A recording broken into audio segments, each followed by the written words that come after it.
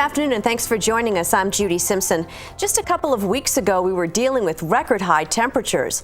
As the thermometer soared over 90 degrees, water temperatures also rose, which in turn prompted outbreaks of blue-green algae on Lake Champlain. And it prompted us to speak with one of the newest faculty members at the University of Vermont. Mindy Morales-Williams is a new professor in limnology, which means the study of inlet lakes and ponds.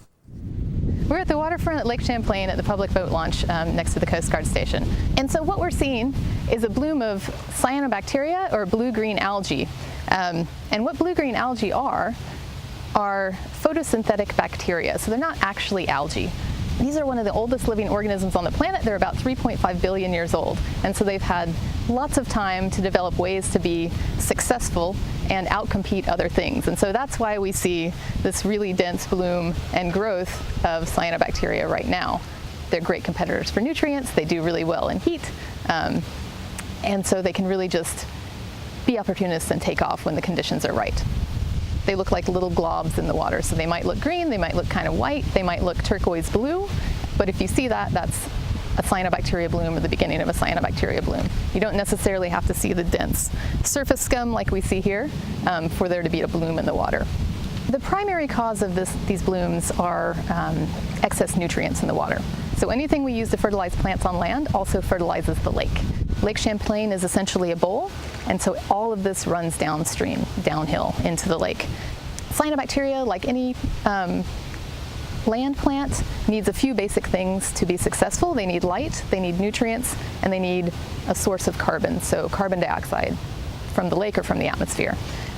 What's happening, there's a lot of phosphorus, there's a lot of nitrogen in the water, and so they are able to really take off. Because we've had these warm temperatures and stable water, they're doing very, very well, taking advantage of the nutrients and growing very quickly because they like heat, they like light, and they like the phosphorus in the water. In addition to the phosphorus coming from the watershed, there's a great deal of phosphorus in the sediments of the lake, so all of this phosphorus that is washed into the sediments has accumulated over time and can continue to fuel these blooms. And so they produce a whole suite of toxins depending on what is blooming. They can be hepatotoxins, meaning they can cause liver damage. They can be neurotoxins, which can cause things like tetanus-like paralysis. We don't know exactly what is blooming here and haven't measured the toxins, and so we can't speak to if they're toxic or not. Sometimes they're toxic, sometimes they're not. But the danger is they have the potential to be toxic. And so you don't want to swim in it, you don't want to ingest it. If you see anything like this in the water, you don't want to get it on your skin. Just use common sense and avoid the lake if you see conditions like this. Generally, what makes cyanobacteria go away at this point in the season is cooling temperatures, lake mixing. So the lake right now it's stratified into stable layers. There's different layers of temperature in the lake. Cyanos like that upper stable layer. Soon, in the fall, the whole lake is going to turn over and be a single temperature. When that happens, the cyanobacteria also get mixed in the water column. And so generally that's what will cause them to die down. The important thing to remember is even when the bloom dies down and you don't see a lot of it in the water, that can be the most dangerous time as far as toxins. And so when they've senesced and when they break down, that's when they release toxins. So just because you don't see it in the water right after a bloom doesn't mean you should jump right back in the lake or let your pets swim in the lake or drink from the lake. So just need to use caution in that regard. To help further our understanding of when and why the blooms occur, the state of Vermont does risk assessment and testing. For the past 15 years, the Lake Champlain Committee has trained citizen volunteers to monitor for blue-green algae at various lakeshore locations. Rebecca Golland tells us more about that. For a landlocked state, summertime in Vermont offers all sorts of water-based recreation. The many lakes, rivers, and swimming holes around the state provide opportunities to cool down wherever you are. But anyone who spends time on the water in Vermont knows that the quality of that water can change quickly. It could be greener than pea soup here on Tuesday, and it could be crystal clear on Saturday. The observation. Mike Roach is a volunteer water quality monitor on Missisquoi Bay. One of the biggest issues for Lake Champlain, and certainly the one that's in the news the most, is blue-green algae. The title blue-green algae is actually a little bit of a misnomer because it's not an algae, it's a cyanobacteria. It's a bacterium, Cyanobacteria. It is a planktonic organism, which means it floats in the water column and can't swim. It photosynthesizes, so it's taking its energy from the sun. Mike Winslow is a scientist with the Lake Champlain Committee, the organization that oversees the monitoring program. He and his team train volunteers around the state how to spot and identify areas of concern. They look like a paint spilled on the water. There's no structure to the bloom itself. If you were to take a stick and try to lift it up, it would just drip right off the stick and not stay. Maybe coat it like paint, but you're not going to see any individual stringy things hanging off. Identifying potentially harmful algae can be tricky because it's naturally present in the lake anyway, and not all concentrations or blooms release harmful toxins. The algae can also move in and out of areas very rapidly. The blooms are triggered by high nutrient levels, high water temperatures, and still water. So we'll get a period of heat wave, you're more likely to see a bloom. You get areas of the lake with higher nutrient concentrations like Missisquoi Bay, St. Albans Bay, you're more likely to see blooms there. Under some conditions, which we don't really understand, the algae produce substances that are toxic. When the blooms do become toxic, children and pets are the most vulnerable, although anyone can be affected. The toxins generally cause gastrointestinal illness, vomiting, diarrhea. They can, if inhaled, cause respiratory distress, sort of like an allergies. You get sore throat, runny nose, watery eyes, something like that. Winslow says that while toxic algae is, and should be, a cause for concern, the good news is that most of the time, and in most parts of the lake, there is no need for concern.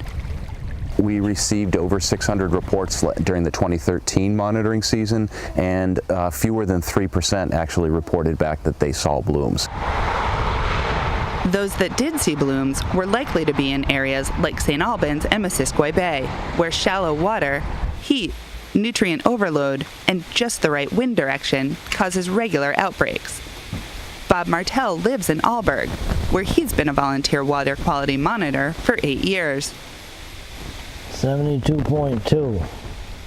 Take a good look at it, the area around, see if there's any algae, any indications of it, check the water temperature and record that, and then fill out the online report. Comes out. Martell says that while he hasn't seen the very large blooms that can occur, he has seen a number of smaller accumulations. We've had some episodes where it maybe stayed around for a couple of days, and then it dissipated, and it was good for the rest of the season, or till the next episode. But there weren't that many. What are some of the things that you've seen? I have seen clear water somewhat. I'll show you some of that. I have seen putrid green water that would just stick to you. It sticks to your legs, smells, and it's horrible. I mean, those are the spectrum, basically, and anything in between. Roach and Martell report their observations to the Lake Champlain Committee and enter their findings online for an interactive map maintained by the Vermont Department of Health. Alongside the monitor's observations are data and reports from scientists from around the state as well as New York. This kind of collaboration is key in the effort to keep tabs on the water quality of the lake. So we're looking at water that people are most likely to be in contact with when they're kayaking and swimming. Angela Shambaugh is an aquatic biologist with the state of Vermont. She spends a lot of time traveling to sites around the lake, taking samples and testing the water quality. Although the visual monitoring the volunteers are doing can provide a great deal of information, there's no way to tell without testing in a lab what kind of algae is present and whether it's toxic. I think we probably have more than 150 different kinds of algae that we've documented on Lake Champlain over the course of the time that we've been checking.